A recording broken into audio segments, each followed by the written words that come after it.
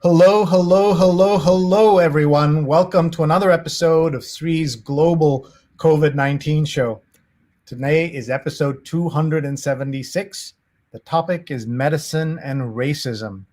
We have a fabulous special guest with us. Dr. Raymond Givens is with us, the cardiologist and professor and associate director of the Columbia University Irving Medical Center Cardiac Care Unit. Dr. Givens will share insights on systemic racism in the U.S. medical system and disparities in how America is emerging from the pandemic. You'll meet Dr. Givens in just a minute. Please follow Dr. Givens, RCG1812. I meant to ask him what the Twitter handle is about, and we'll ask him that when he comes on. So please stay tuned to talk to Dr. Givens.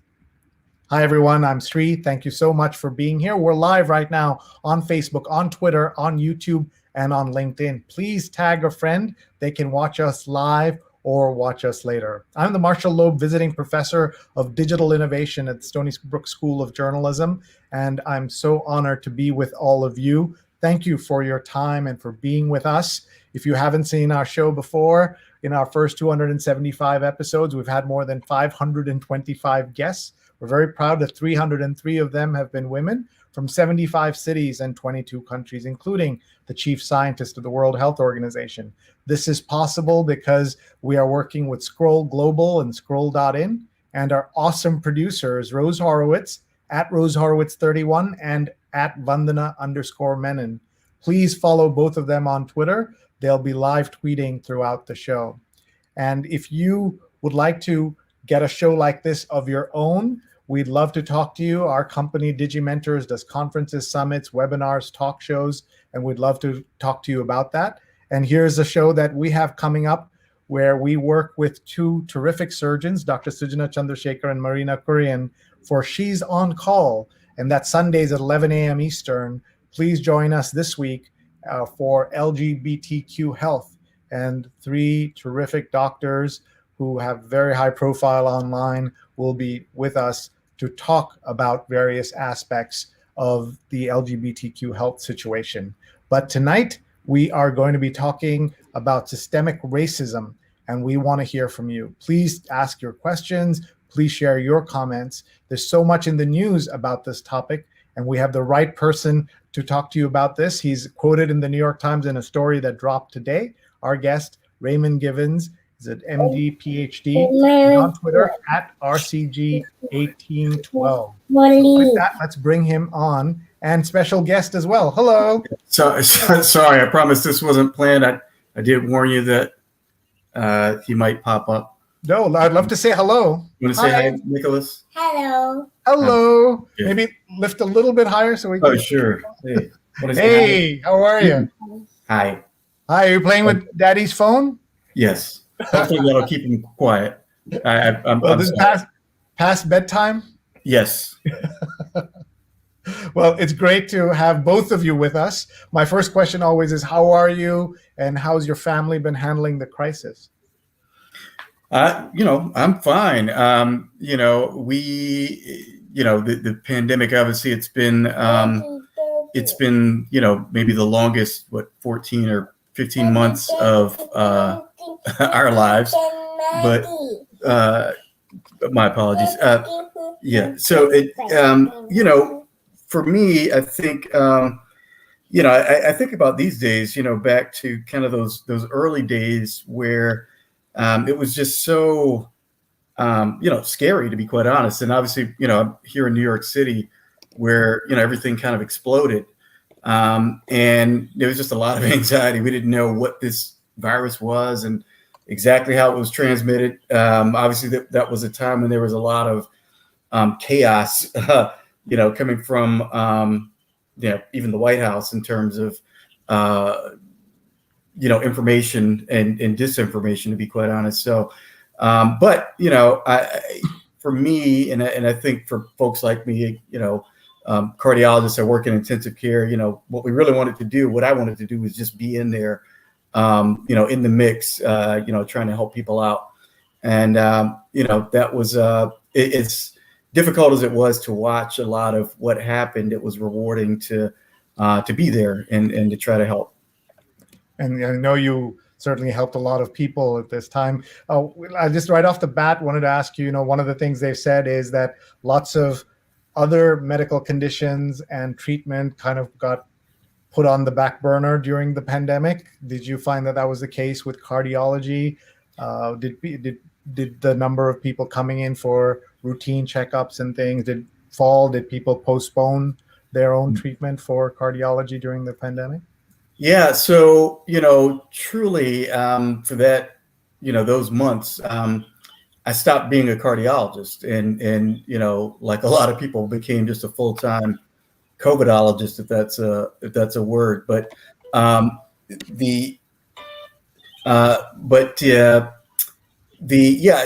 we certainly noticed that we weren't seeing the heart attacks. People and neurologists said they weren't seeing the strokes, and so I think there was a question of like what happened to these people, and there's probably a couple explanations. Number one, you can Number one, you can certainly see. I've looked at the New York City EMS data, and there was a spike in cardiac arrests. There was a spike in cardiac arrests, during that time. Some of that was people who just were having an arrest because they, had COVID and were hypoxic.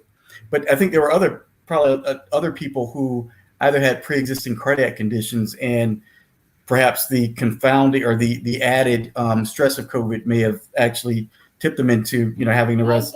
And then there may have been people who really were having the usual kind of, coronary related cardiac arrests who couldn't get to the hospital, and those people were arresting at home.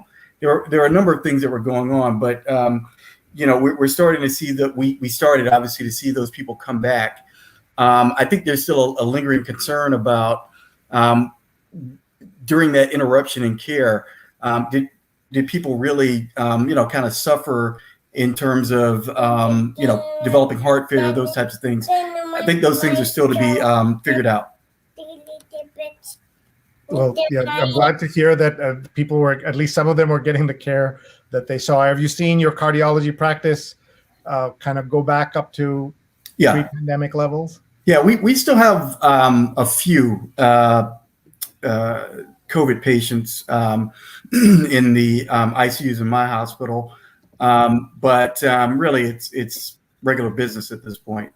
I think everybody's got their fingers crossed that one of these variants doesn't break through the vaccines or something like that. But we're kind of totally back to normal.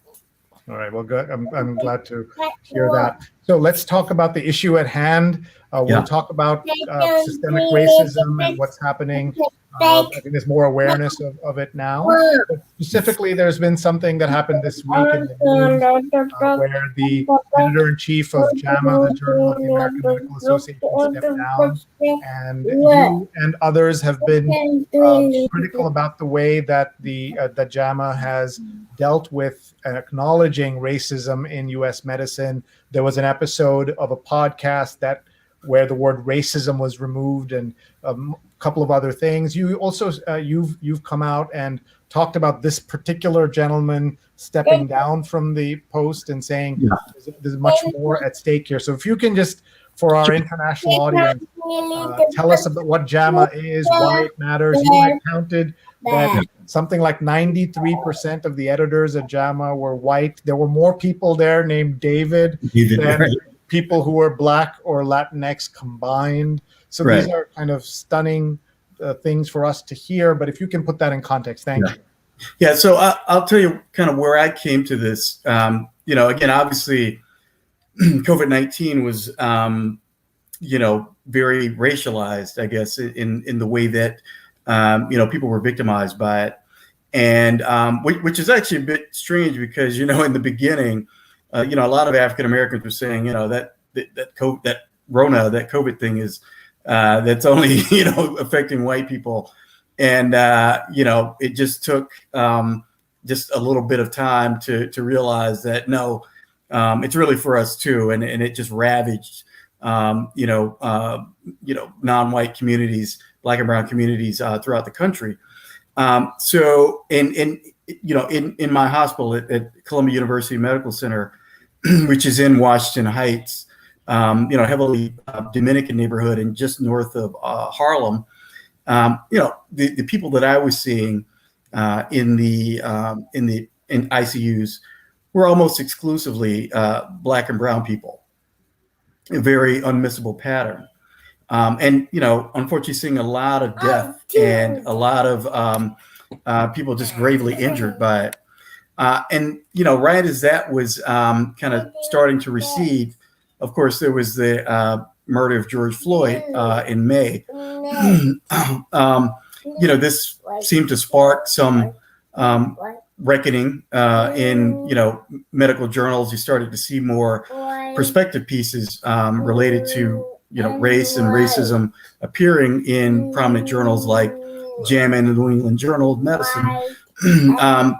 But then there were also some, kind of, problematic things that appeared. One in particular was a letter to the editor of JAMA about, essentially hypothesizing that some of the outsized impact of COVID on African Americans might be due to higher expression of this receptor, this co-receptor, I guess, TMPRSS2, which helps to mediate viral SARS-CoV-2 viral entry into cells.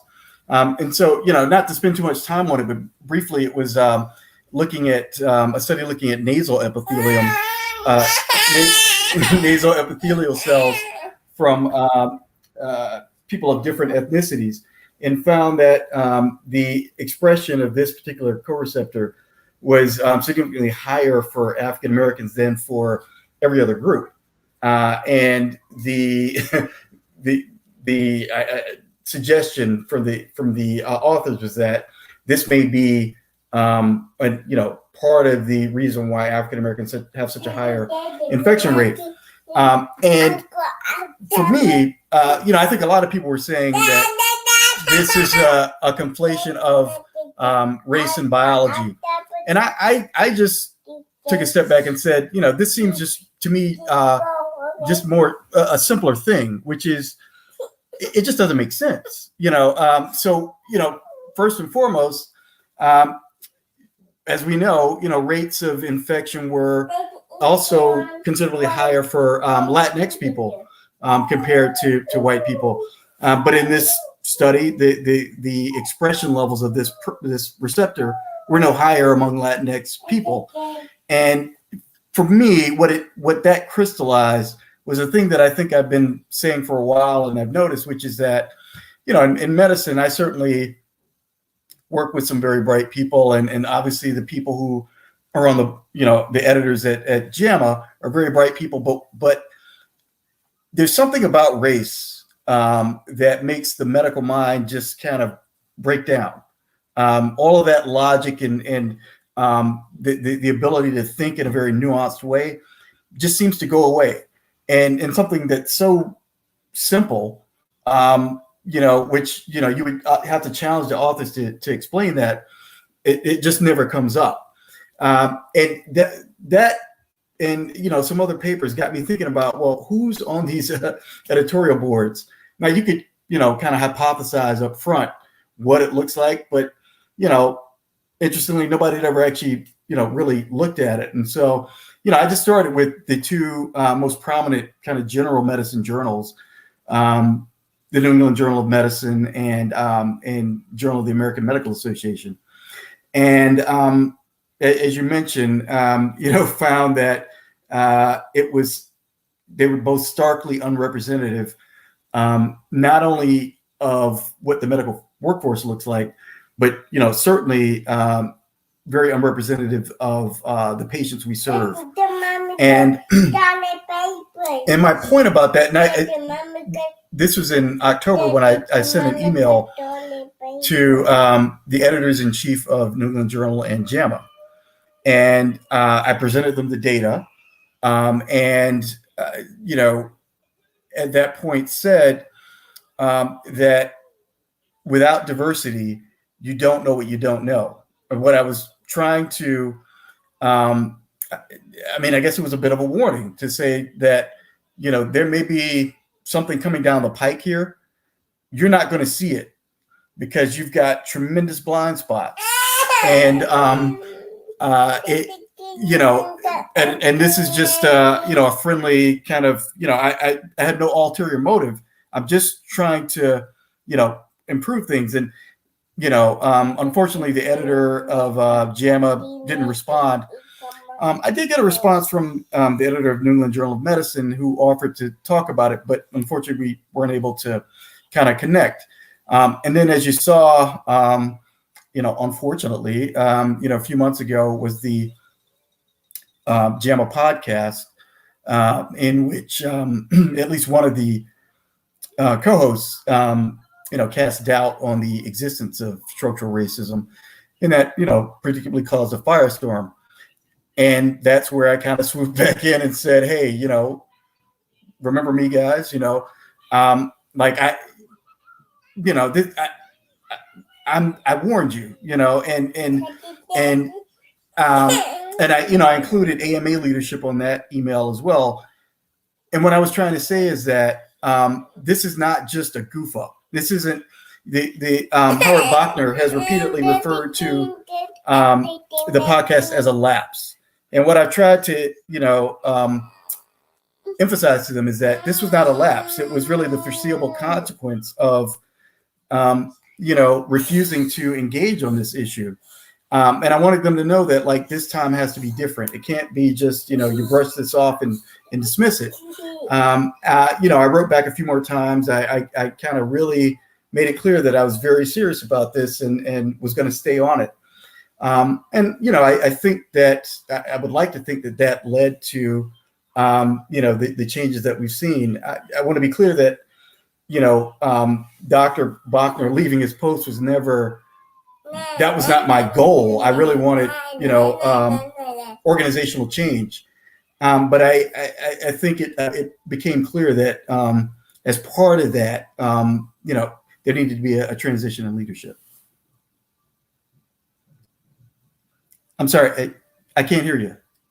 I'm sorry. And that's certainly what's happening now. Your son was making some noise. My 18-year-olds were making some noise. Yeah, I'm sorry. It never ends. But one of the things that why I wanted to talk to you today is there's also been news in another adjacent field at the NFL. I don't know if you had a chance to see the news today that they have acknowledged that they were using race norming in judging the disabilities caused by their own sport on their own players, and Black folks were judged at a much higher bar threshold because they were expected to have lower, brain power. I don't know how the best way to describe what the racist ideas in there.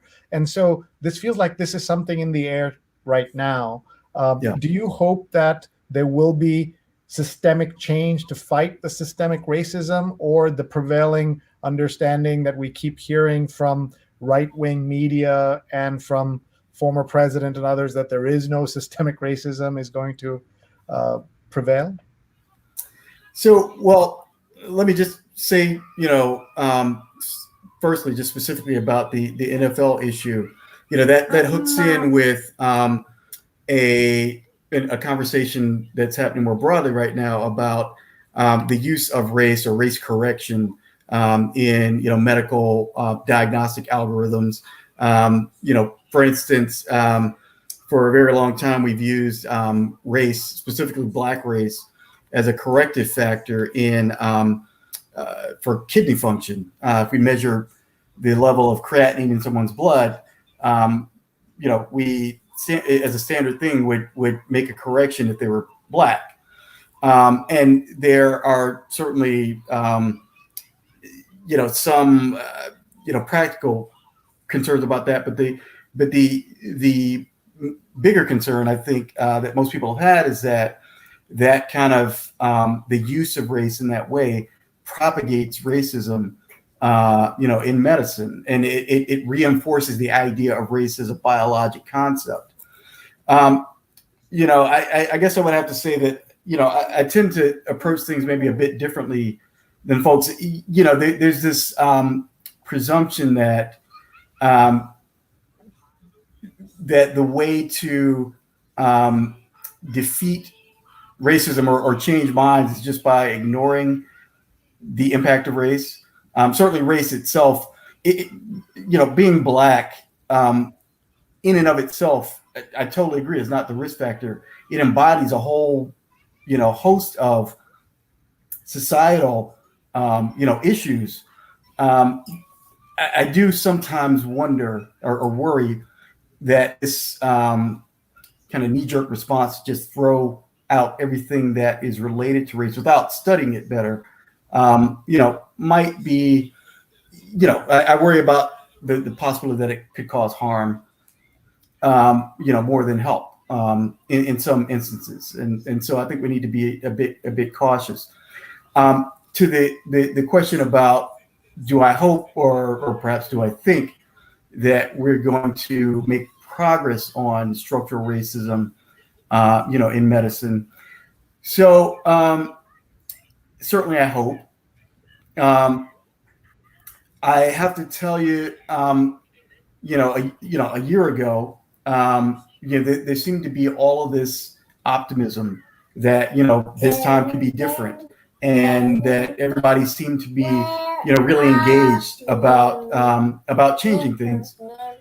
And what I've seen over the last year has been disheartening in many ways, in that, we're being offered up kind of more of the same stuff, more diversity, equity, inclusion initiatives, implicit bias training, a variety of things that, to be quite frank, are just unproven, whether they work or not. But when you try to push beyond that to say, can we move faster? There's real resistance to moving faster. There's what you often find is people will stop communicating. People will deflect. They will, get upset. They will, you'll have can have a very hard time to try to force people to move faster. And one of the things that I've emphasized to, I, in conjunction with a group of other Black physicians, emphasized to the AMA when we met with them a bit over a month ago, is that there's urgency here. This can't just be that we are, hoping to make things better at some point. There's urgency. This structural racism that you now acknowledge is killing people every single day. So, I looked at the CDC data from recently, 2019, and looking at age-adjusted mortality, which is to say, if you kind of held the age distribution constant between groups. If you look at all-cause mortality, people dying from any cause, Black people have, you would calculate in excess of about 60,000 deaths per year. And that equates to something like, more than 160 deaths per day. And just imagine that, for me, imagine every single day, some number of us get like an announcement, a text message or something that says, today's your day. And, you report someplace and they execute you, on site, right? Now, what should stop us from saying, hold up, this is not acceptable. We need to do something about this now. Having an event horizon of like 10 years where we make meaningful impact is not acceptable. I guess I've gotten, when I've, so for instance, the AMA strategic plan, I've offered some critiques of it. And I want to be clear that I have great respect for, the people who produced it, especially, Dr. Letha Maybank, She's the right person for that job. I admire her. I respect what she's doing. I know that her heart's in the right place. My critique of the plan, as my critique of much of, medical initiatives, is what I'm looking for is, the timeline, the tactics, the teeth. How do we get there? How much are we going to allow ourselves? And what's the fallback plan? And, and it's not, again, I greatly respect the person. You have to be able to separate the people from the plan. I'm just trying to highlight, at least from my standpoint, the ways in which it can be better so that we can model for all of medicine how we get better. I hope we really want to, but I have to be honest, I'm not convinced that we want to be quite frank. Wow. I just want to, before we go to other questions, I want to just introduce some of the folks who are watching, and they're leaving some comments.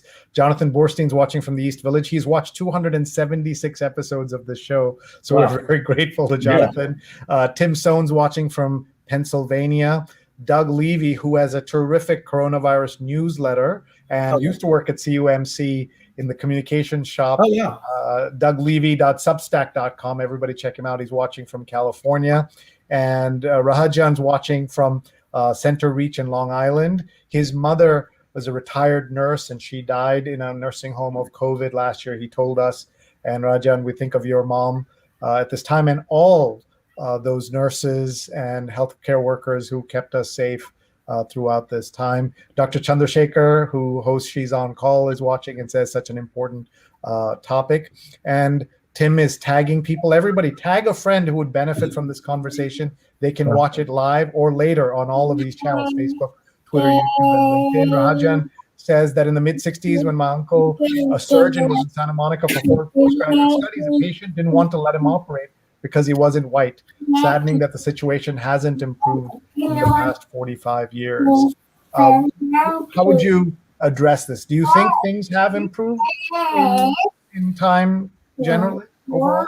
Yeah, so if we're talking about patients, weirdly enough, as a black man from the South, and I went to medical school at Duke, over 20 years ago now, which is hard to admit, but I don't think I know there are many doctors of color who have horror stories about racism for patients.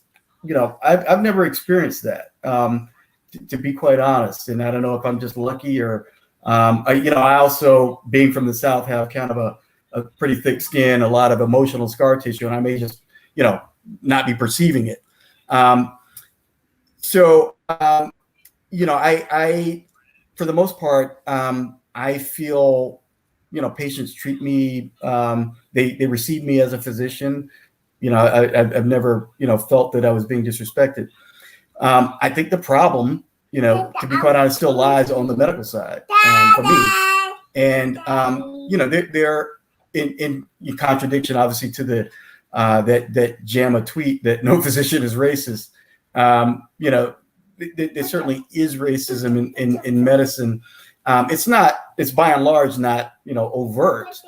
But again, you can see it peeking around the corners and kind of peeking through the gaps. And, in many different ways, people can kind of show you that you don't quite belong, or that, there's a particular place that you're supposed to occupy. And you can encounter a fair amount of hostility as you try to, break outside of that space. I think, for me, the experience of the past year is that I really got to the point of feeling that I'm very sorry. No, please don't apologize. I really got to the point of feeling like this was the line for me. To be quite honest, not to be dramatic, after being on the front lines with COVID, and then, with George Floyd, I kind of felt like that just broke me, to be frank. And it took me months to really come to grips with that. But part of why I think I've been so almost, a maniac, I think, about, attacking these things over the past year is that, I feel like I've been trying to fix the thing that was broken. But we can't wait another 20 years for things to be a little bit better, like they are a little bit better now than when I started medical school. It's just not acceptable. This incremental change that we keep settling for is just unacceptable, especially, again, we're not just Black doctors. We're, Black people with Black family members. We've been much more likely than our colleagues to have been, impacted by COVID-19, to have lost family members. And, it's been an emotional struggle for a lot of us to have to go through all of that and still show up every day and still accept that you have to confine yourself into this little box is no longer acceptable to me. And I don't think it should be acceptable to any of us. I think one of the other things that's disheartening, though, is that when I say, okay, well, let's all take a stand and demand that this stop, people get pretty quiet. I get the fear, but I don't think anything's going to change if we don't all demand that things are better. I certainly understand that, and thank you for speaking up so much. Let's look at some of the other comments that are coming in. Stefan's watching from Ramsey, New Jersey, and he's sharing the conversation. And Anand Babu's watching from Lucknow in India. And this was a question, did you feel or see racism for IMGs? Do you know what an IMG is? International medical graduates. To get into profession, can you talk about that? Yeah, certainly I perceive that. Obviously, I don't have the firsthand, experience, but, many of these folks, they come to the U.S. and, they're being discriminated against. I mean, quite often, many of them are from, South Asia, Southeast Asia. Many of them are, of Indian descent or Bangladeshi or something of the sort. And they're facing, racism or bigotry, I guess, on multiple levels. Obviously for some of them, for many of them, English is not their first language, and that's a level of bigotry, I think, that they face. And then also just this perception of being quote unquote foreign. I think, so again, while I don't have the experience of,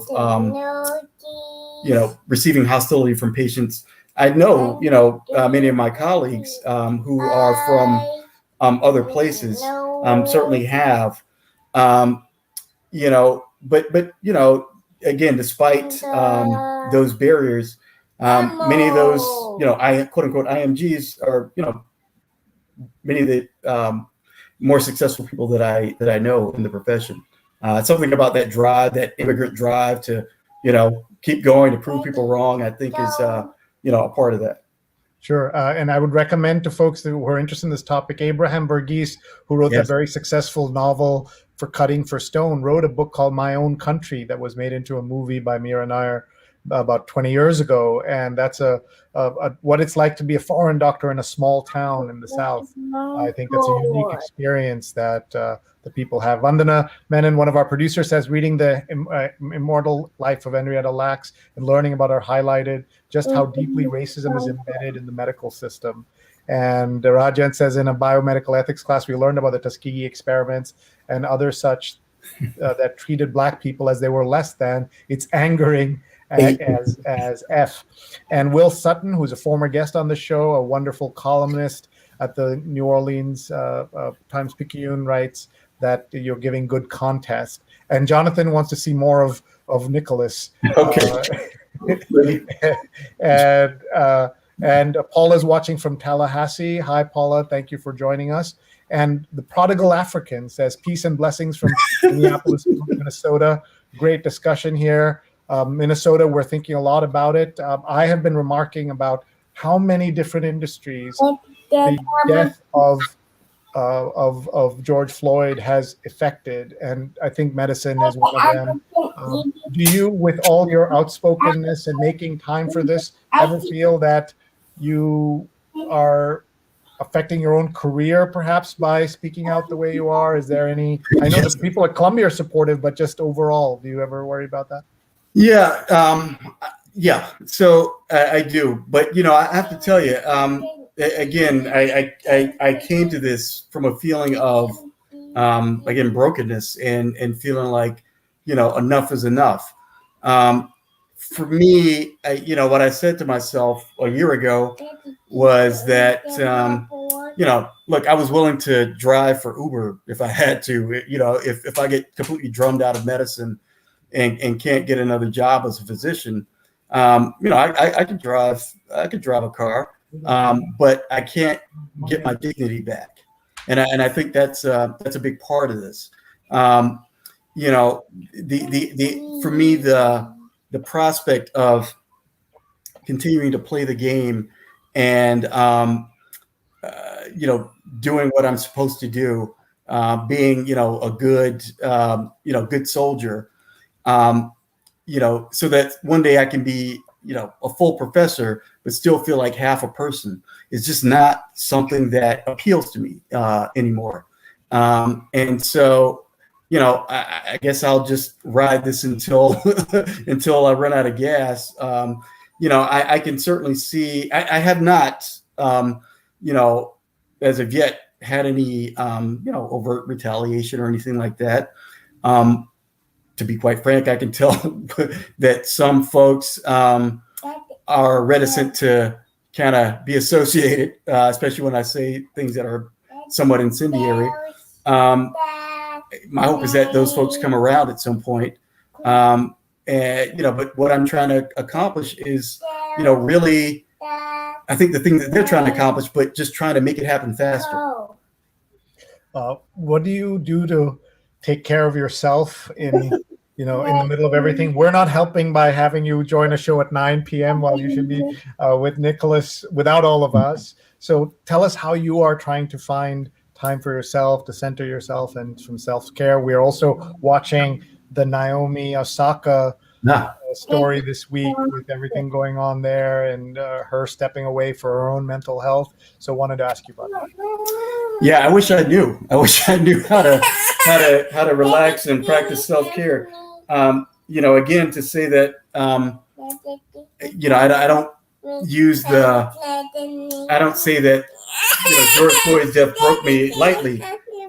I really, it really took me months. I'm sorry. Okay. Sorry. It really took me months to kind of come to grips with that. And I have to be honest, at one point I actually sought help because I realized I was so floored by all of this. I think, I've kind of come back around just by feeling that I'm plugged into the fight. I mean, I think, having that sense of purpose for me, kind of keeps me going. I would say that though, every night when I'm going to bed, I kind of do a gut check and say, yeah, I don't know if this is worth it anymore. Like, you're exhausted. And you're continuing to, roll this rock up a hill.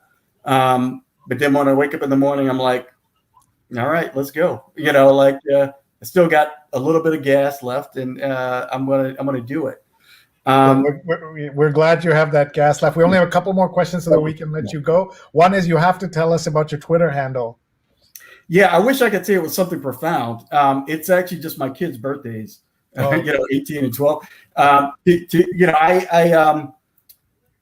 Because I'm not good at making up names and handles and things like that. I was like, well, my kids' birthdays. I thought it was the War of 1812 or something. Yeah, I know. I wish I were that literate, but that's it.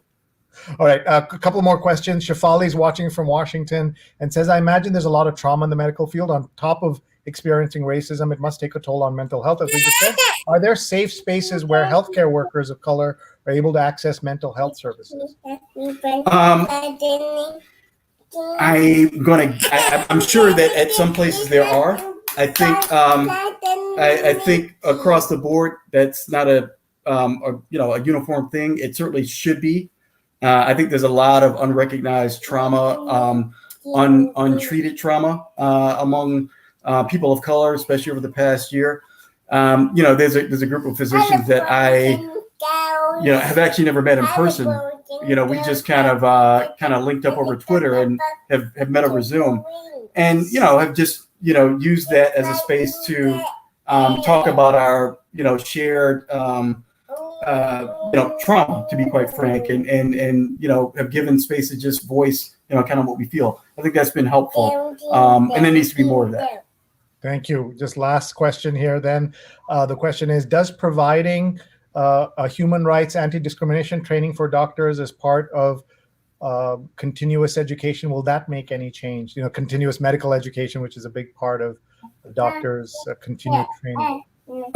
I guess I would like to think that it could. I don't think that we know what works, and this is another example where I think the medical mind breaks down around race, which is that medicine is evidence driven. How do we know this particular drug works? Where we've tested it. We have if hopefully high quality data about it. We're just using these techniques, implicit bias training, this or that, and assuming that it's going to advance things. We have no idea, and part of that unfortunately is driven by people are well-meaning, I'm sure, but these consultants who will charge you money to do this training. There's not money in actually solving the problem. It's in teaching you, giving you training about the problem. I don't think there's a lot of incentive to really, make that forward progress. And so one of the things I would call for, that I would hope for, that I've asked for, is that there be, really some emphasis on creating the scientific framework to trying to figure out what kind of training we ought to be giving, if anything is helpful. Well, that's really important. Doc, again, thank you for your time. I say that to all my guests, but I've never felt so acutely that I'm keeping you from the few precious moments you have with your son. By the way, if we go looking at different hairstyles, you can see that we progressively get more hair from me to you to him. I love his hair. I wish you could see what's happening now as he's emptying out a bottle of lotion onto the floor here. It's really, as long as it's not on your phone, I think you're safe. Not on my phone, but all over my lap. Okay, yeah, we'll take care of it.